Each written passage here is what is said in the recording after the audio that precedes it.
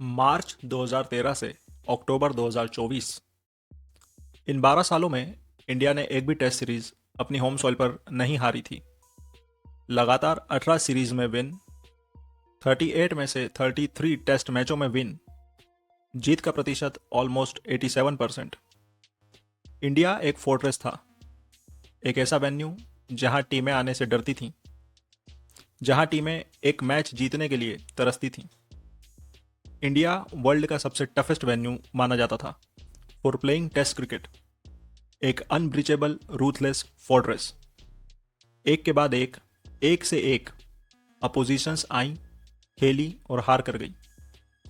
लेकिन 2018 के बीजीटी के बाद, या ये कहें प्राइमरीली आफ्टर कोविड, धीरे धीरे चीजें बदलने लगी। इंडिया अभी भी जीत रहा था। 2020 में इंग्लैंड के against, 2023 Australia, 2024 England again. On paper fortress अभी भी स्टेबल था, लेकिन अगर आप ध्यान से देखें तो इंडिया ये जो जीत हासिल कर रहा था ये उतनी क्लिनिकल नहीं थी जितनी प्री कोविड टाइम्स में थी। इंडिया जीत रहा था लेकिन स्ट्रगल के साथ। इंडिया फंसता था लेकिन जैसे तैसे निकल जाता था, कभी इंडिविजुअल ब्रिलियंस की वजह से, कभी लोअर मिडिल ऑर्डर की वजह से, या कभी अपोजिशन का इंडिया से ज़्यादा खराब खेलने की वजह से। लेकिन फिर आता है 16 अक्टूबर 2024, Bangalore test against New Zealand. As a fan हमें लगा था कि ये एक ऑफ डे है, इंडिया बाउंस बैक करेगा, इंडिया वापस आएगा। इंडिया आया भी, सेकंड इनिंग में अच्छी बैटिंग की, लेकिन उसके बाद Pune test and India was stunned, both, चाहे टीम हो या फैंस। हम शॉक्ड थे। जो काम पिछले 12 सालों में नहीं हुआ था वो अब हो गया था। इंडिया अपने होम पर एक टेस्ट सीरीज हार चुका था आफ्टर 12 ईयर्स। लेकिन बात यहीं ख़त्म नहीं हुई। 1 नवंबर 2024, इंडिया वाइट वॉश्ड। पूरा देश जो क्रिकेट को चाहता है वो सदमे में था। न्यूजीलैंड ने हमें 3-0 हरा दिया। इस हार को अभी एक साल भी नहीं हुआ था और हम फिर साउथ अफ्रीका से रिसेंटली वाइट वॉश हो गए। तो आखिर ऐसा हुआ क्या है? जिस जगह पर टीमें आकर एक मैच नहीं जीत पाती थी, उसी जगह पर आज हर कोई आके वाइट वॉश करके जा रहा है। इस वीडियो में हम यही बात करने वाले हैं, इसलिए मैंने इसको 2 पार्ट्स में डिवाइड किया है, एक pre Covid and post Covid. So let's get started. 2011 से 13 तक जो टाइम था, इंडियन टीम ट्रांजिशन के टाइम में थी। ट्रांजिशन थोड़ी पहले ही शुरू हो गई थी 10 के आसपास, लेकिन 11 से 13 तक एकदम पीक ट्रांजिशन वाला टाइम चल रहा था। 2011 में द्राविड जाते हैं और उनकी जगह पे चेतेश्वर पुजारा सीमेंट करते हैं अपनी पोजीशन। पुजारा ने रन किए थे, देखो भी उन्होंने इंग्लैंड को 200 मारा था 2012 वाले टूर पे, जब इंग्लैंड आया था इंडिया और हरा के गए थे हमको। उसके उसी सीरीज में उन्होंने एक सेंचुरी और लगाई थी, उन्होंने न्यूजीलैंड को 150 कुछ रन मारे थे। तो पुजारा सॉलिड थे और उनकी टीम में जगह बनती थी। बॉलिंग में भी इंडिया ट्रांजिशन कर रहा था, हरभजन के अलावा कुंबले रिटायर हो चुके थे। 2013 का जो टूर था, जब ऑस्ट्रेलिया इंडिया आई थी और हमने उन्हें 4-0 हराया था, उस सीरीज में अश्विन ने अपनी जगह फिक्स कर ली थी क्योंकि वो मैन ऑफ द सीरीज भी थे उसी सीरीज में और काफ़ी विकेट लिए थे। तो अश्विन जडेजा वहां से फिक्स हो गए थे। बैटिंग की हम बात करें तो हम इंडिया गंभीर से आगे निकल गया था 2010 में ही। मुरली विजय स्टार्ट कर चुके थे ओपनिंग, 2010 का ही बीजीटी था वो। उसके बाद 2013 के बीजीटी में मुरली विजय और इंडिया सहवाग के साथ गए, लेकिन 2 मैच फ्लॉप होने के बाद सहवाग से मूव करके धवन के साथ चले गए थे। तो जो बीजीटी खत्म हुआ 2013 का, उस वक्त इंडिया की बैटिंग कुछ इस तरह दिखती थी: धवन, मुरली विजय, पुजारा, सचिन, कोहली। इसी साल के एंड में सचिन भी रिटायर हो गए थे, तो कोहली नंबर 4 हो गए, रहाणे नंबर 5। तो एक कंप्लीट ट्रांजिशन धोनी के टाइम में हुआ था और 2014 में फिर धोनी भी चले गए थे। तो विराट कोहली का जब कैप्टन बने, कोहली का टाइम जब शुरू हुआ, तो इंडिया में जब कोहली का समय शुरू हुआ, उनको एक प्रॉपर टीम, मतलब ट्रांजिशन के बाद वाली टीम थी उनके पास। बॉलिंग में भी आपके पास बॉलर्स थे, बैटिंग में आप कंप्लीट ट्रांजिशन के थ्रू जा चुके थे, लक्ष्मण भी चले गए थे। कोहली की जो होम सीरीज इंडिया में शुरू होती है वो थी अगेंस्ट साउथ अफ्रीका। ये पहली सीरीज थी जब Virat Kohli as a captain India में खेले थे। यहाँ से फिर न्यूजीलैंड, इंग्लैंड, बांग्लादेश सबको हराया। अब आप यहाँ से, मैं आपको स्कोर कार्ड शेयर करता हूँ, अब आप ध्यान से स्कोर कार्ड देखिए। देखो, अंडर कोहली जरा, ये न्यूजीलैंड के अगेंस्ट इंडिया के रन देखो, 557। चेतेश्वर पुजारा, कोहली, रहाणे, इनके रन है। फिर सेकंड इनिंग 216, छोटा मैच था, जीत गए थे, पुजारा का 100। 455 कोहली पुजारा के रन, 488 मुरली विजय पुजारा कोहली, कोहली रहाणे, मुरली विजय पुजारा 318, 334, 377 पुजारा मुरली विजय रहाणे, पुजारा कोहली रहाणे 316, कोहली रहाणे अगेन 631, मुरली विजय पुजारा कोहली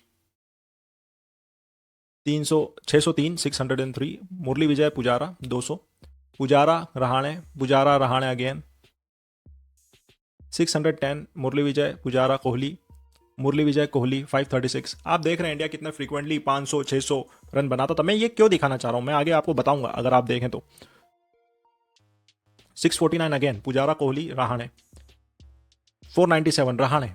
अब यहां पर आप देखेंगे तो यहां पर मुरली विजय दिख नहीं रहे, क्योंकि 2018 की बीजीटी के बाद मुरली विजय ड्रॉप हो चुके थे। Murali Vijay was so good, उनकी बात होती नहीं है, पर मुरली विजय ने हाईली और कंसिस्टेंटली रन किए थे इंडिया के लिए, एटलीस्ट इन होम कंडीशन, और 14 वाले टूर पे ऑस्ट्रेलिया में भी, बाहर भी रन किए, इंग्लैंड में भी रन किए। एक हाईली रिलायबल ओपनर थे। 2010 से जो उन्होंने बैटिंग शुरू की थी इंडिया के लिए, तो उन्होंने कंसिस्टेंटली रन किए थे इंडिया को। ये देखिए यहां पर फिर पुजारा कोहली रहाणे के रन है, मयंक अग्रवाल। यहां पर मैं रोहित शर्मा की बात इसलिए नहीं कर रहा हूं क्योंकि Rohit Sharma pre Covid times में कंसिस्टेंट नहीं थे। कंसिस्टेंट एज इन रन बनाने के मामले में नहीं, टीम में खेलने के मामले में वो अंदर बाहर होते थे।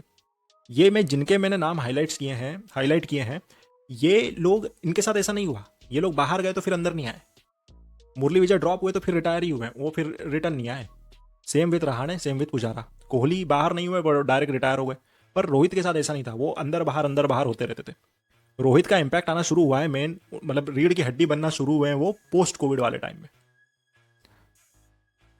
तो देखो यहां आपने देखा होगा कि इंडिया हाईली डिपेंडेंट था किस पर, 3 बैट्समैन या 4 बैट्समैन पे, कोहली पुजारा रहाणे एंड मुरली विजय। ये चारों आपको ऊपर से ही रन करके दे देते थे, और इन चारों में कंसिस्टेंटली कोई ना कोई रन करता ही था।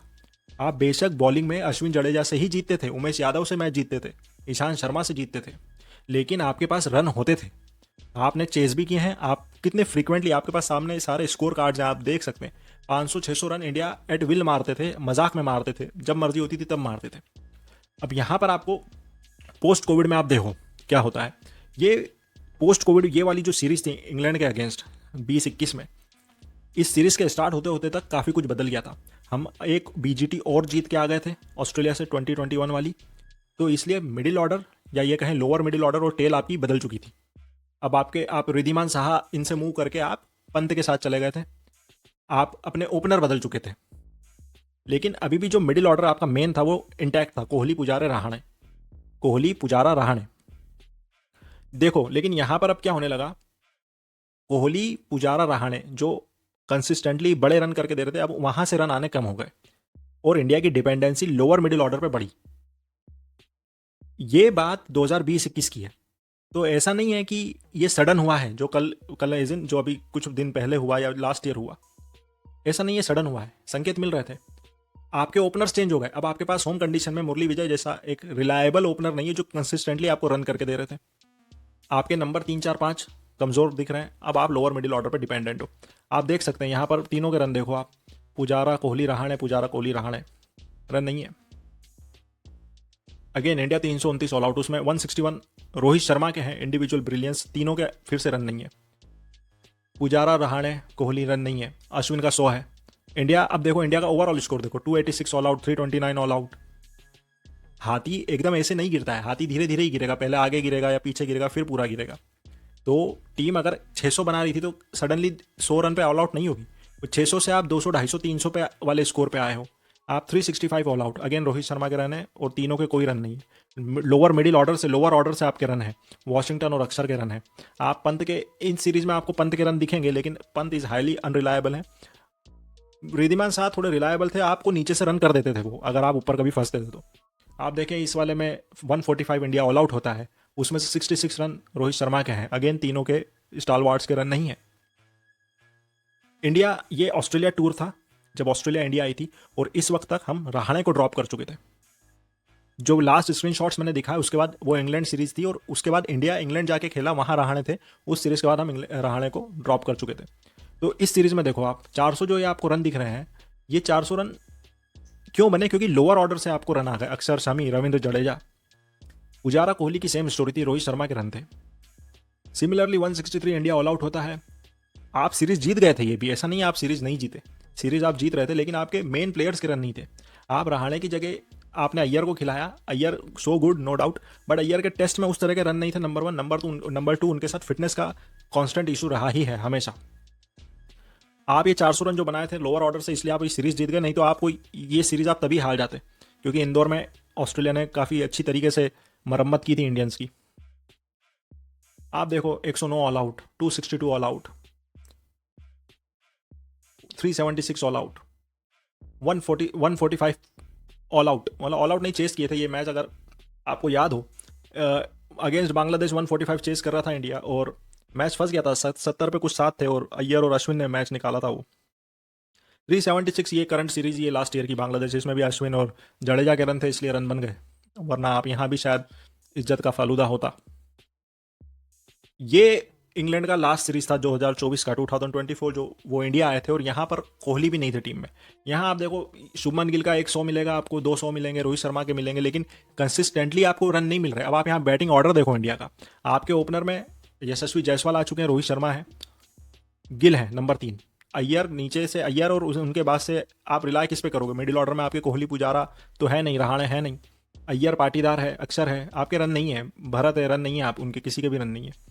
सेम स्टोरी, केएल राहुल कभी खेलते हैं कभी नहीं खेलते, नंबर 4 पे मिडिल ऑर्डर में कोई रन नहीं है। जब नए नए आए थे तो ओपन करते थे, तब उन्होंने काफ़ी रन किए। ऑस्ट्रेलिया में लास्ट ईयर जो पर्थ टेस्ट में रन किए, इंग्लैंड में सभी ने रन किए, उन्होंने भी किए, अदरवाइज उनके रन नहीं है। होम सीरीज में तो रन नहीं है। इंडिया की second inning 192 all out, again ये मैच भी फंस गया था, आपको याद हो तो ध्रुव जुरैल ने गिल के साथ मिलकर मैच खत्म किया, अदरवाइज इंडिया शायद ये भी हार जाता। यहां से हमारी बर्बादी की जो कहानी है, जो शुरू तो 2020-21 में ही हो गई थी, अननेसेसरी ट्रांजिशन। देखो 2013 में जो ट्रांजिशन हुई थी, जो 11 से 13 के समय में जो ट्रांजिशन हुई थी, वो रिक्वायरमेंट थी, क्योंकि सीनियर्स को जाना ही था। द्राविड और कितना खेलते, 15 तक थोड़ी खेलते। तो द्राविड अपने विल पे गए हैं, ऑस्ट्रेलिया में 4-5 बोल्ड हुए थे, उन्होंने बोला मेरा लास्ट सीरीज है। लक्ष्मण, सचिन चले गए, कितना 20-25 साल खेल रहे थे सचिन, और कितना खेलते, उनको जाना ही था। और उनके जो रिप्लेसमेंट थे वो रेडी थे, द्राविड के जगह पे पुजारा सॉलिड रेडी थे। 2010 में हमने अश्विन को ट्राई कर लिया था 11 में, मुरली विजय 2010 में आ गए थे, रन कर रहे थे। हमने पहले ऐसा नहीं किया कि ओपनर हटा दिए उसके बाद हम खिलाड़ी को ढूंढ रहे हैं कि अब किसको लें, नहीं, रिप्लेसमेंट रेडी था। द्राविड के जगह पे पुजारा रेडी थे, विराट कोहली रेडी थे, सब रेडी थे, इसलिए एक सॉलिड ट्रांजिशन हुई उस पीरियड में अंडर एमएस धोनी। यहां पर क्या हो रहा है 20-21 के बाद, या तो ये कहें इंडियन मैनेजमेंट में इतना कॉम्प्लेसेंट हो चुके थे कि इनको लग रहा था कि हम इंडिया में हार ही नहीं सकते, क्योंकि सामने वाले को स्पिन खेलना आता ही नहीं है। इस चक्कर में इन्होंने रिप्लेसमेंट रेडी ना होने के बावजूद भी आपका जो कॉर्नर स्टोन थे बैटिंग के, उनको हटाया। उन्होंने डोमेस्टिक में अच्छा भी किया, फिर भी आप लेके नहीं आए उनको, क्योंकि आपको बस नया डालना है, जबकि वो नए लोग रेडी नहीं थे। यशस्वी जायसवाल, कभी भी आप इनको बोलते हो सचिन, कहाँ सचिन है, आपका दिमाग खराब है क्या भाई? यशस्वी जायसवाल, मुरली विजय भी नहीं है एज ऑफ नाउ, उनके रन नहीं आते मुरली विजय के। आप सिर्फ इंडिया में मैं बात कर रहा हूँ, उन्होंने इंग्लैंड और ऑस्ट्रेलिया में भी रन किए, लेकिन कंसिस्टेंटली इतने रन नहीं दिए यशस्वी के। और जहां पर क्रंच होता है, थोड़ा प्रेशर होता है, उनके चेहरे पे वो डर दिखता है। शुभमन गिल पहले ओपन करते थे, होबार्ट में ओपन किया, फिर वहां से टीम में आए, इंडिया में ओपन किया, पर रन नहीं आए। फिर क्योंकि केएल राहुल और गिल को साथ में नहीं खिला पा रहे थे, तो गिल को नंबर 3 पे खिलाने के लिए आपने पुजारा को बाहर किया। पुजारा के रन नहीं थे, लेकिन वो फिर भी बैटिंग अच्छी कर रहे थे, और पुजारा इतने आउट ऑफ फॉर्म नहीं थे। जितनी लंबी रोप केएल राहुल को मिली है, उतनी लंबी रोप रहाणे को तो बिल्कुल नहीं मिली, पुजारा को भी नहीं मिली। पुजारा को रहाणे से बड़ी रोप मिली, दैट इज ट्रू। तो आपके ओपनर नहीं थे, आपने नंबर 3 खाली करवा दिया। अब नंबर 3 पे आप देख लो, गिल के रन नहीं है, आपके नंबर 3 पे भी रन नहीं है। अब आप यहाँ पर फर्स्ट स्कोर कार्ड में देखोगे तो नंबर 3 पे आपके पास बैटर ही नहीं है। आप पहले कोहली को खिलाते हो, दूसरे मैच में आप गिल को खिलाते हो, फिर आप गिल को खिलाते हो, फिर से नंबर 3, फिर नंबर 3 जब कोहली रिटायर हो जाते हैं तो आप गिल नंबर 4 आ जाते हैं, नंबर 3 फिर वैकेंट हो जाता है। तो आपके पास ना तो ओपनर्स हैं, आपने अननेसेसरी ट्रांजिशन की मिडिल ऑर्डर की, आपके मैच विनर बॉलर्स, आपके सारे क्रिकेटर्स जो थोड़ा खेल सकते थे, कोहली, पुजारा, इवन रहाणे, अश्विन, ये सब, ये वाली जो अभी साउथ अफ्रीका से हम सीरीज आ रहे हैं यहाँ तक खेल सकते थे, बट वो सब आप या तो प्री मैच्योर रिटायरमेंट आपने सबको दिलवा दिया। ये देखो 245 ऑल आउट। जो टीम एक समय में 500-600 एट विल मार रही थी, अब उनसे घर में 300 नहीं बनते। सेकंड इनिंग में पिच का भूत है, फोर्थ इनिंग है, इतना ड्रामेबाजी, इतना कवर अप करेंगे चीज़ों को जिसका कोई जवाब नहीं है। 140 रन, ये कोई रन है भाई? ये तो एक आदमी मारता है। तब वीवीएस लक्ष्मण अकेले मारते थे सेकंड इनिंग में इतने रन। पुजारा सेकंड इनिंग में रन बनाते थे। 189 इंडिया ऑल आउट, ये होना ही था। आपकी आप बैटिंग ऑर्डर देखो ना, आप आपको नंबर 3 पे बैटर नहीं है, आपका फ्रेजाइल मिडिल ऑर्डर है, आपके पास मिडिल ऑर्डर में बैटर नहीं है, तो रन होंगे कहाँ से? आपके ओपनर चलते हैं नहीं चलते? अगेन ये देखो 201 ऑल आउट, 93 ऑल आउट। ये तो अभी की कहानी है। यहाँ पर देखो साई सुदर्शन 3 पे हैं, वॉशिंगटन सुंदर 3 पे। बस 2 ही बैट्समैन हैं जिनके नंबर चेंज नहीं हुए, नंबर 1 और 2। बाकी पूरी टीम कहीं भी खेली है। यहाँ नंबर 4 पे आप बोल दोगे कि ठीक है गिल नहीं थे। इस लाइनअप में बस 3 नंबर फिक्स हैं, ओपन के 2, 1 और 2 और नंबर 4 गिल। बाकी कहीं भी कुछ भी हो रहा है। तो ये कहानी है भाई। इंडिया ऐसा नहीं है सडन कोलैप्स हुआ है। आपने देखा कि पहले कोविड के टाइम पे हमारे बैट्समैन, 4 बैट्समैन कितना हैविली रिलाई करती थी इंडिया उन पर, वो कंसिस्टेंटली रन देते थे। कोविड के बाद से एक एक करके जाने लगे। कोविड के पहले ही बीजीटी के बाद, 2018 के बीजीटी के बाद आप मुरली विजय से मूव ऑन कर गए थे। उसके बाद आप रहाणे से मूव ऑन कर गए। उसके बाद आप पुजारा से मूव ऑन कर गए। विराट कोहली ने रिटायरमेंट ले ली। आपकी बैटिंग जीरो है। आपके पास ना ओपनर्स है, आपके पास ना मिडिल ऑर्डर में बैट्समैन है, ना आपके पास बॉलर है। बॉलिंग में आप अगर अभी यहाँ पर से बुमराह को हटा दें और सिराज को हटा दें, आपके पास कोई पेसर आपके पास दिमाग में नाम आता है? अर्शदीप एक आता है, लेकिन क्या वो टेस्ट खेलते हैं? मोहम्मद शमी वो रिटायर होने हो जाएंगे वो भी कुछ समय में। तो आपके पास बॉलर नहीं है। जब जहीर खान गए थे, हमारे पास भुवनेश्वर, शमी, ये सब एमएसडी के अंडर खेलना शुरू किए थे। 2013 में इन्होंने अपने अपने डेब्यू किए थे अंडर एमएसडी। हमारे पास एक रेडी था अटैक, उमेश यादव रेडी थे हमारे पास, भुवी थे, शमी थे। फिर विराट कोहली की जब कैप्टनसी आई, सिराज को लेके आए, बुमराह एमएसडी के अंदर खेल लिए थे, आईपीएल मुंबई इंडियंस से भी खेल लिए थे वो। तो हमारे पास एक प्लान था, एक ट्रांजिशन थी करने के, मतलब ट्रांजिशन हम जब कर रहे थे जब हमारे पास प्लेयर्स थे। अभी हमारे पास कुछ भी नहीं है और इन प्लेयर्स पे आप रिलाय नहीं कर सकते। केएल राहुल पे आप कितना रिलाय करेंगे? और ये इनका भी क्या है, 2-4 साल बचे हैं, इससे ज़्यादा क्या खेलेंगे ये? और अगर इस तरह से खेलेंगे तो 2-4 साल भी क्या ही खेलेंगे। तो ऑल इन ऑल ये कहानी थी भाई। आपको दिख गया होगा कि इंडिया डोमिनेट किया तो क्यों किया। लोग बोलते कोहली एरा, रन आए कोहली के, कोहली के एरा में हम इतने मैच जीते। लेकिन आपने देखा होगा कि विराट कोहली के टाइम में कोहली खुद भी बहुत इंपॉर्टेंट थे। वो खुद ढेर सारे रन बनाते थे और साथ में दूसरे भी रन बनाते थे। ऑफकोर्स आप जीतते अश्विन जडेजा से ही थे क्योंकि आपको विकेट लेने, लेकिन सिर्फ विकेट लेने के चक्कर में आप ये भूल गए कि रन भी बनाने होते हैं मैच जीतने के लिए। तो ये भाई लंबा चलने वाला है क्योंकि आपके पास है नहीं, आपके पास वो दम वाले प्लेयर नहीं है जो कभी हुआ करते थे। So let's hope for the best. अब देखते हैं आगे क्या होता है। Let's see what will happen.